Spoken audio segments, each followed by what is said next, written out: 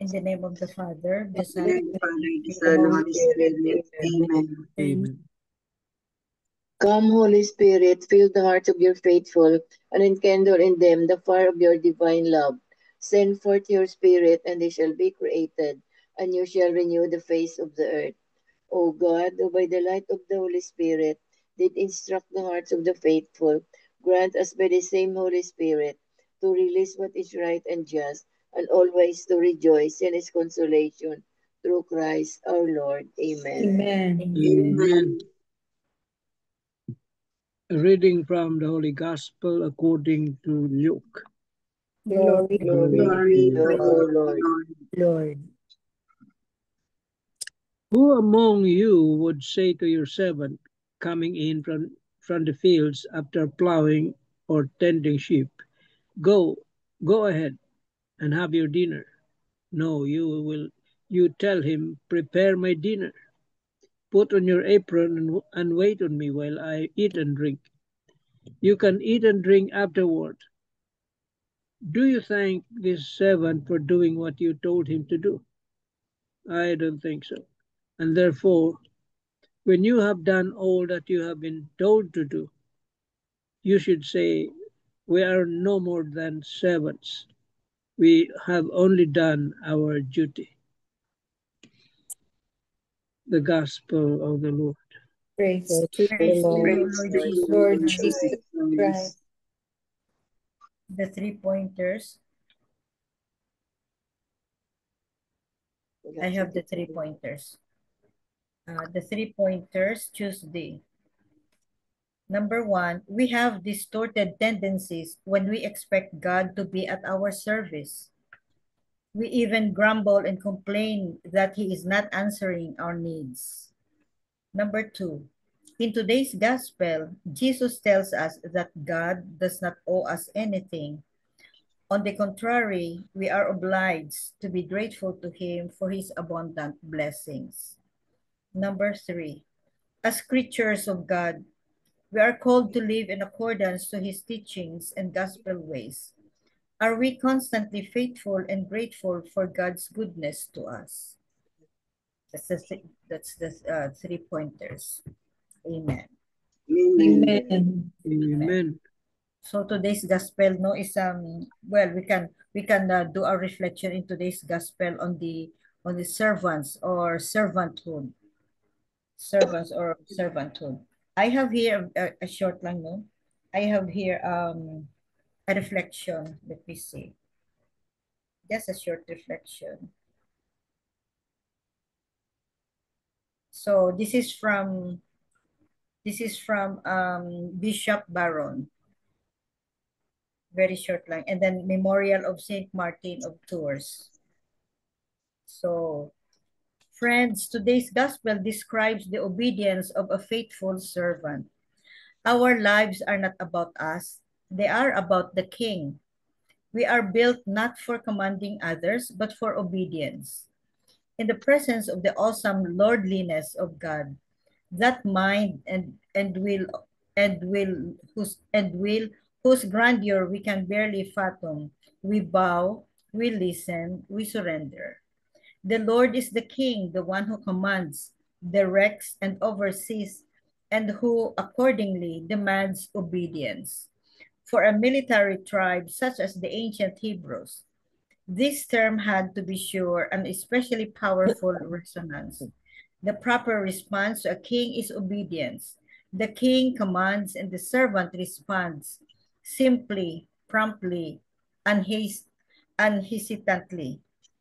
A courtier or messenger might not understand the rationale for or consequence of what the king has told him to do, but he does it trusting in the wisdom and power of the one who sends him. The word obey is derived from the Latin obedere, to listen attentively, to heed. In the presence of God, the Lord, we, his servants, should listen, bending our ears and our wills to his word. Amen. In other words, we are the servants of the Lord. So if we are the servants of the Lord, sometimes we think otherwise, no, that the Lord is our servant because we pray, we demand, we pray for something, no, we sometimes to the extent of we demand from him, and then we really feel bad if our demands or our prayers are not answered. But we always think that, remember, the Lord is the Lord and we are his servants. And as servants, we have to obey. It is our obligation to obey, to do what he wants us to do. And you know, obey, 100% obedience is expected. It's expected Loving from obedience. us. Yeah. Uh-huh. So, amen. Amen. Amen. Tito Mans, you have from Marino das Marinas. Yeah. Tama yung sinabi mo. Imagine the context in which this attitude toward Christian service must be spoken and lived. For example, imagine a mother who spends the day cleaning and then preparing the family meal. At the end of the day, it is certainly nice to be recognized for her hard work and to be thanked for it. Of course, when the family is grateful and acknowledges this loving service, this gratitude is healthy and is nothing other than an act of love. It is good to be grateful and to express it. But this passage is not so much about the fact that we must strive to be grateful for the love and service of others. Rather, it's about our own motivation for service.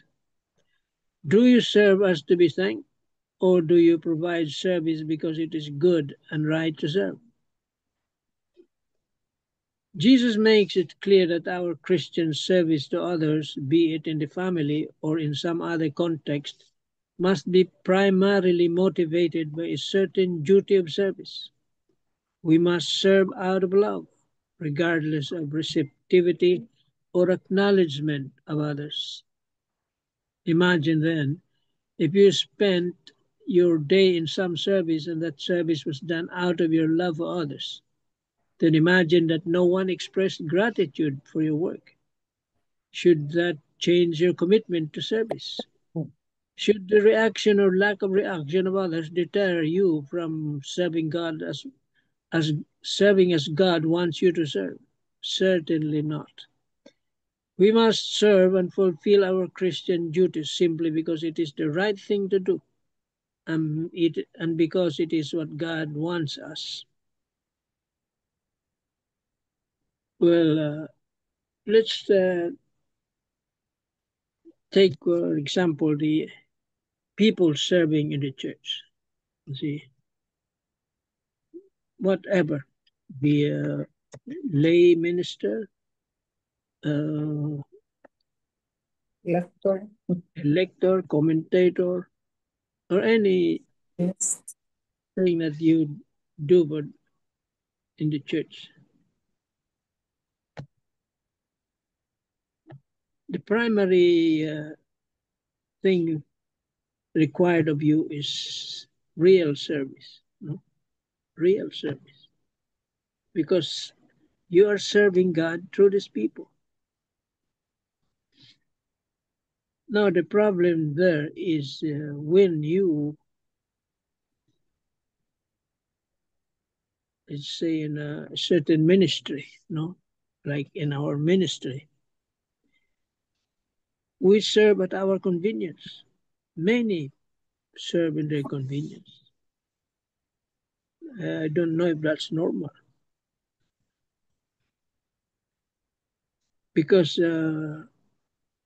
sometimes there is conflict in, in your work and in service in the church. But remember, when you serve out of your convenience, pag convenient sa'yo, namimili ka ng schedule, you're not serving at all. You are serving yourself. You're not serving God or the people. Ini-serve mo sarili mo. Service is a sacrifice. Okay? Sacrifice yan. Kaya, we should not choose whatever is convenient to us.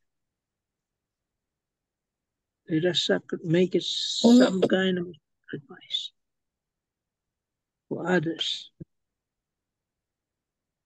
We serve out of love, sabi nga. Not out of our own convenience. Amen. Amen. Amen.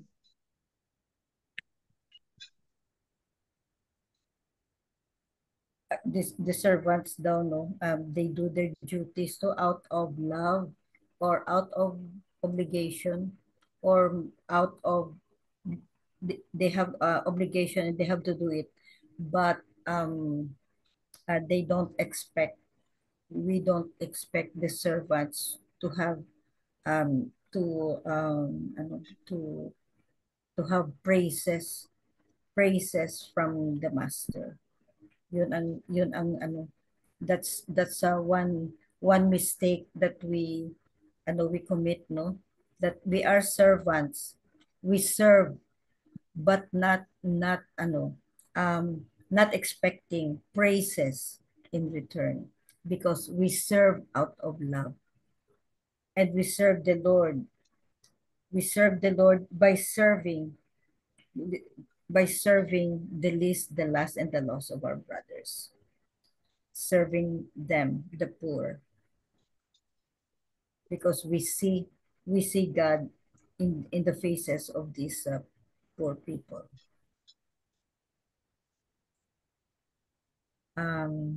Sabet, you have something? My reflection for today's gospel, no, is the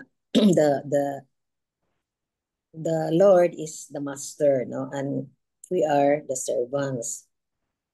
So anything that we do, no man, maliit man or big, little or big, so we don't expect yun something or pasalamat, no? We do it and then we expect that mag-pray sa atin, so ang ang gusto ng Panginoon is to serve you, no? There are a lot of work of mercy, and in fact I cannot I forgot the 7 spiritual work of mercy, but the 7 corporal work of mercy, which is yung walang makakain, pakainin natin, yung walang mainom, painumin natin, ang walang bistihan natin, ang walang balay, patirahin natin, yung mga sick, no, we have to also take care of them, and visit the prison, and even may mamatay, we have to also, ano ba yun sa Tagalog, natin, lubong sa Bisaya. So that 7 corporal work of mercy, and it's happening now in our country, no? Maraming walang pagkain because of the calamities. So doing this acts of mercy or work of mercy, yun ang gusto ng Panginoon. Kasi ano tayo, mga sulugoon, or we are servants lamang na just doing what is supposed we have to do. At in our country today, parang sa Bisaya pa naluka pa ang Philippines, meaning talagang down talaga. So our prayers na sana doing the things that God wants us to do, the work of mercy, let us all be hopeful gihapon na we will still rise, no? We will have the opportunity to rise again. So, yun lang, really, parang na ano ngayon, what happened to our country, no? Grabe na ang calamities. So, just this afternoon when I have a meeting, I really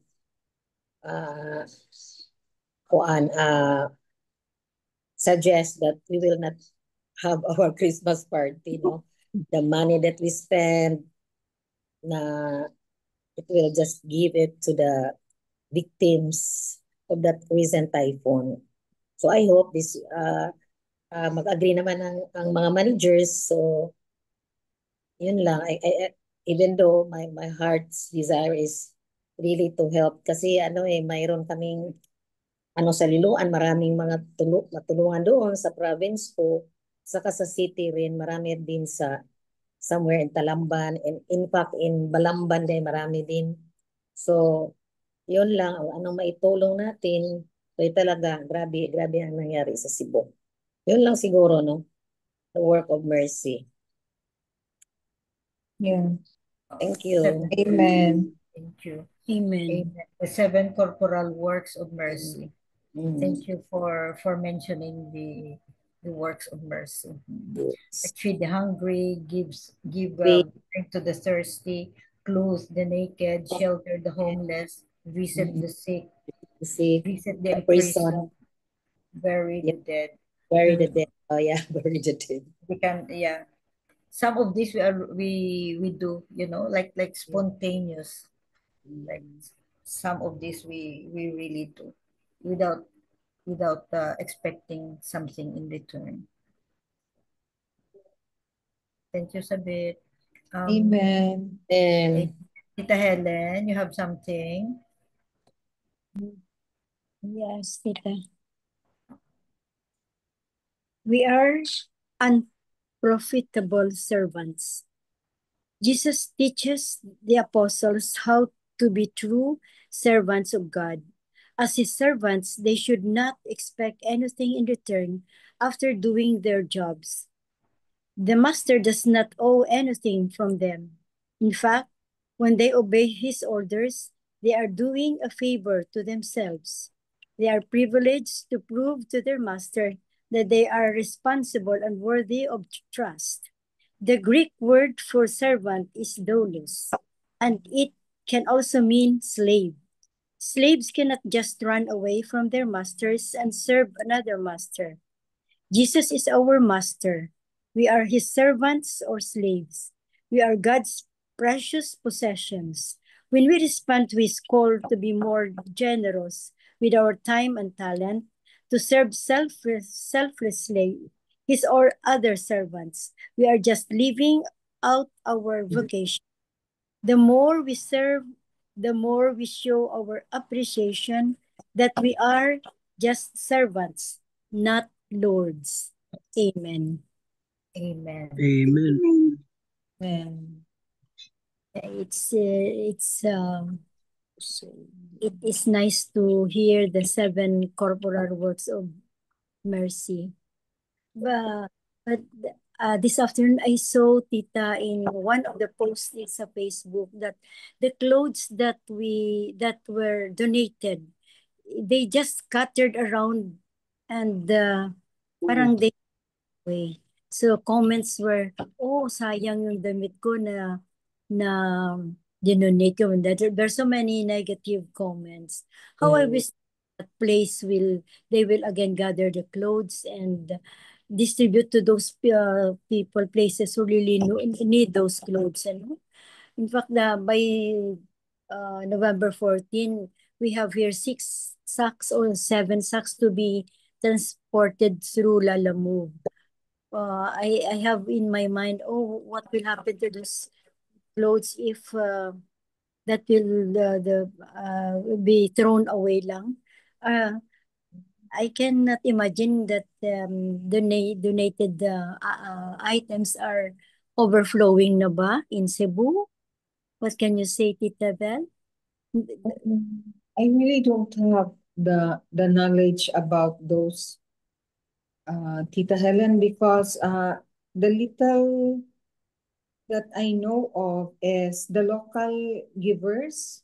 I don't know about outside of the province, though, because what we knew was like our society, we had a board meeting last Tuesday, so the officers, the board of trustees were saying na we will donate this much per town out of our little money that we have as a society. So we will be buying doxycycline, yung prevention for leptospirosis, prophylactic, and then some clothes, some medicines. But I really don't know about outside help.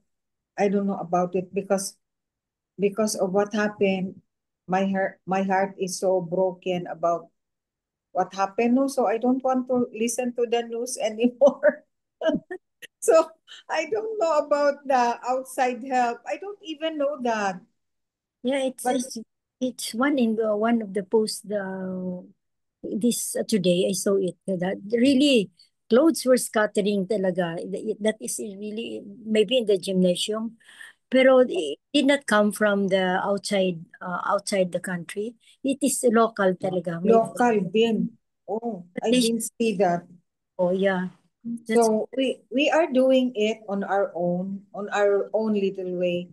We gathered like for example, the CME or in my office, the residents, together with the resident physicians on training, we gathered our used clothing, medicines, water, slippers, whatever we can give. So we gathered from the kind donors and from us, from the different departments of the hospital. So we adapted one zone or barangay. So we go to, but I told the leaders of my residents na the officers of the organization na dapat we have a connect with the barangay official so that we will really know whom to give, Yes. where to give, because the husband of Bell just passed by a barangay today, this morning daw. He passed by and there was a truckload of help from, he doesn't know where, distributing help to that certain barangay. And the people really came running. Nag-surge ba sa nag-distribute. So sabi sa husband ni Bell, you'd better tell mom when they go to the zone ahos that they adapted to be careful. Baka sila, ma-hurt ba yung mga Stampede distribute kasi yung mga tao talaga they really nag-agawan. pushed nag-agawan. Parang nag-stampede. So sabi ni Ryan na you'd better tell mom to be careful when they distribute the goods. Kawawa talaga. Parang Sila. their dignity, They're dignity so nila na reduced. pitiful ba? Oo. That's why we coordinated with the local government, not just distribute and go there. And Red doktora, experience na. Ma-threaten hinoon ka sa imong safety.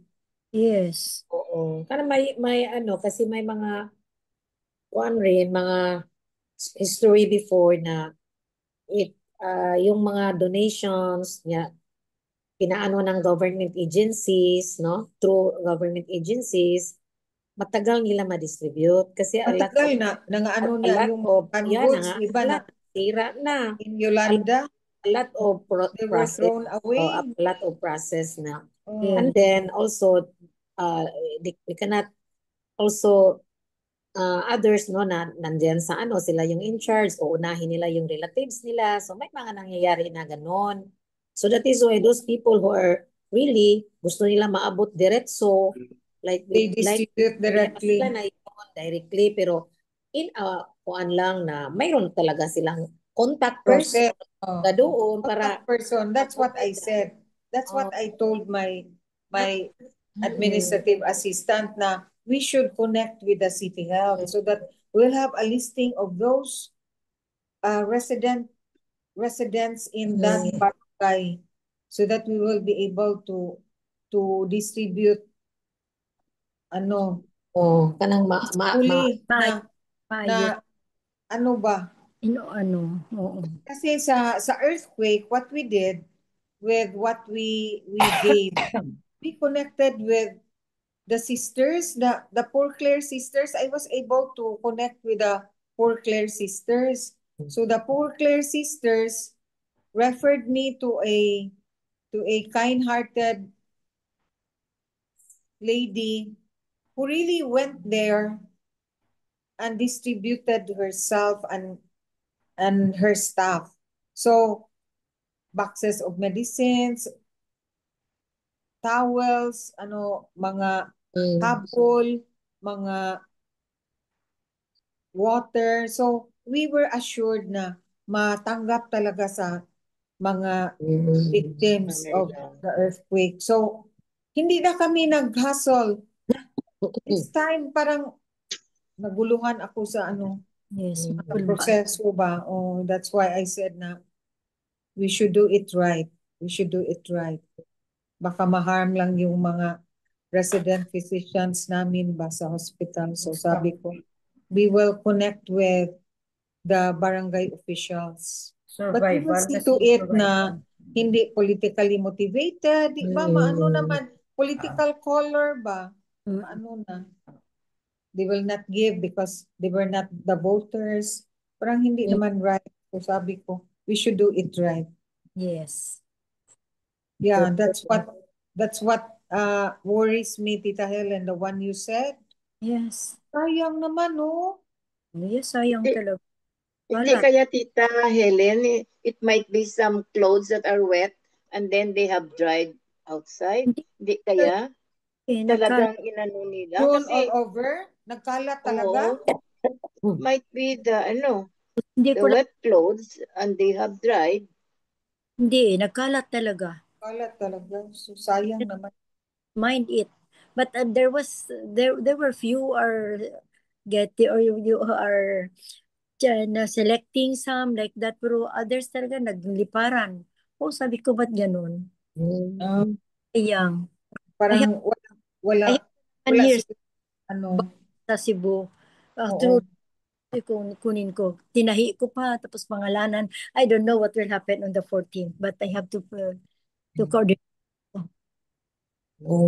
So That's really what we are planning to do na mag-connect talaga meron kaming connect sa barangay. Yes. just be careful lang. Adapt namin. Oo. Just Oo nga. Para hindi naman pipitsugin yung mga kasi yung mga ramid sana sa hospital, sa residents for fundraising, ibigay na lang namin sa mga victims. So, those are really nice clothes. Na, sana doktora maano talaga mapunta. Oo nga, yung mga kasi na discover ko na meron pa akong mga clothes na hindi. Sabi ko nga, mag-guilty tayo no, yung iba walang clothes. Tapos yung mga clothes natin, hindi pa natin na-use. May tag We discovered na marami pala tayong clothes na hindi na-use. So sabi ko, oh my goodness, kung hindi ito ni-happen, hindi natin na-discover na marami pa tayong clothes. Ang iba walang clothes. So those are really nice ones. So sabi ko ma-happy yung makakuha ng mga mabigyan ng. So that's our problem now. How to how to go about the distribution. So I have to plan that out well. Yes. Nasad ako sa Yung story mo, barangay. Tita Helen. Oo, ako din nasad Go ako. to the barangay. Kung I have to Barangay connect nurse. with the proper Oo. authorities. Oo. Proper authority. Dapat. And that's corporal works Of mercy. mercy. Oh. Kasi Yes.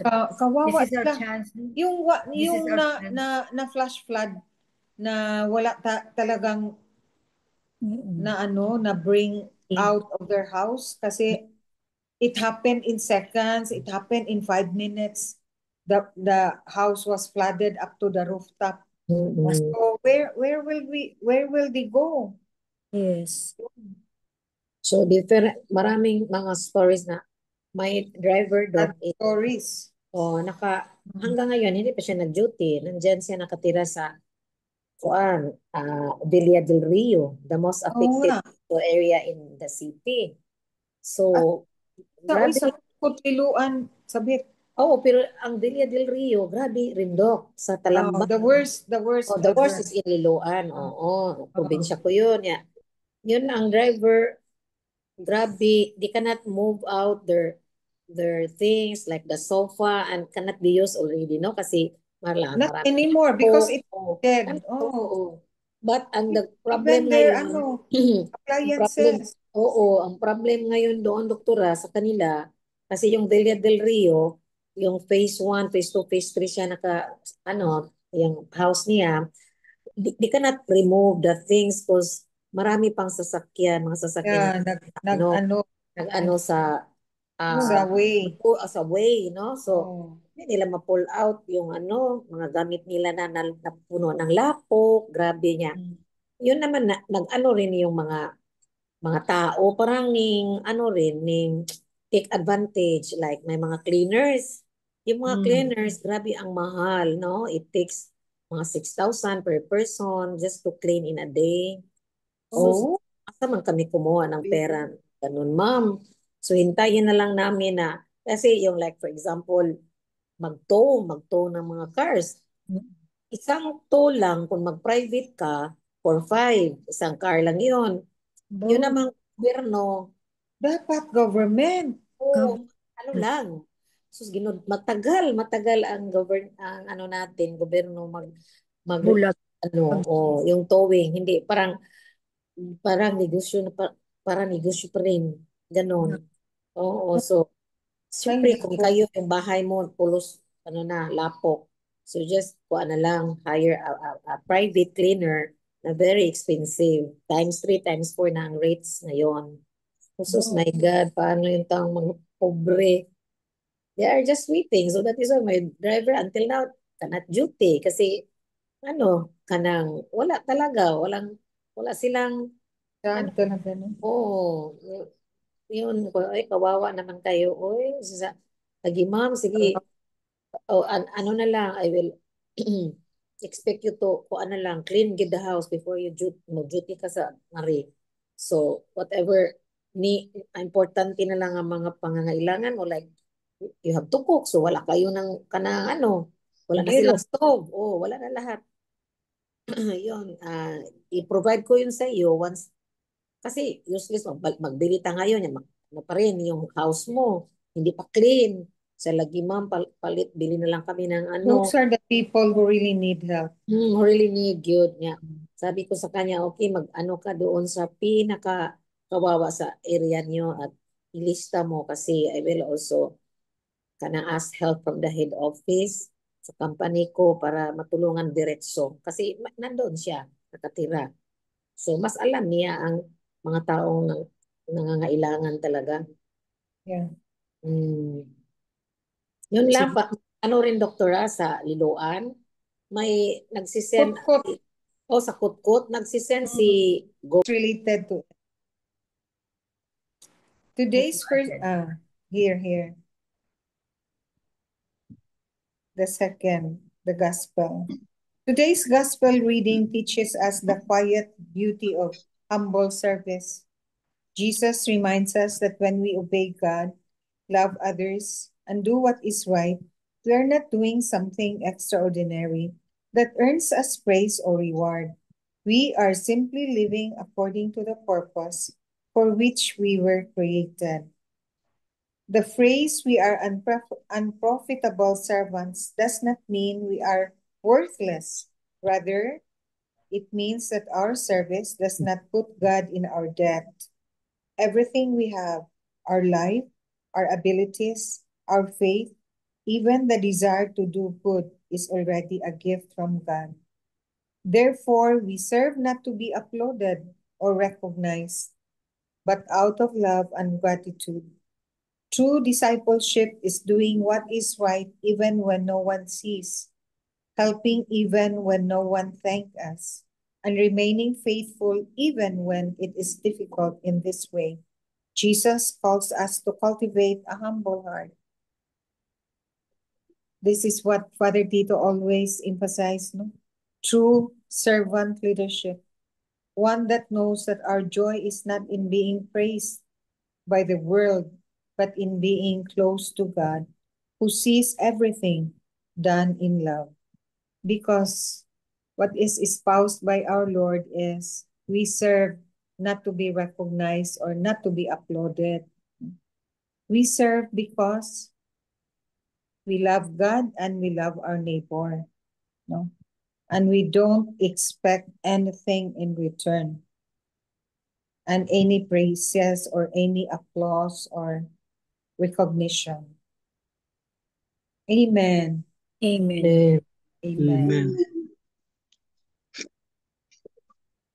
Sorry na. Naiba tayo sa ano natin. Kasi na, ma-emotional talaga tayo sa nangyari. Sige, MJ, continue na tayo. No. Tito Mans, you have concluding wisdom about today's Tama yung, you said it correctly, no? We serve not to be recognized.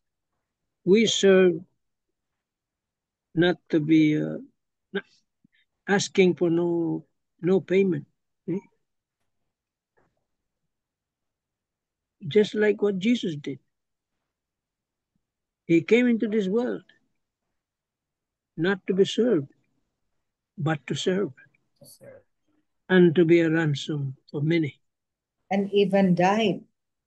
Yes. See? So let us imitate that example. Serve with love. And not expecting anything in return. Amen. Amen. Amen. Thank you very much, Tito Man. So that ends our gospel and reflections for today. And let's just remember that we are all servants of the Lord. And we have this great example as mentioned by Tita Helen, no, na the seven corporal corporal works. Works of mercy. Corporal works of mercy. And we serve not because it's our obligation to do, but we serve, whatever we do, we serve with love. Amen. Amen. Amen.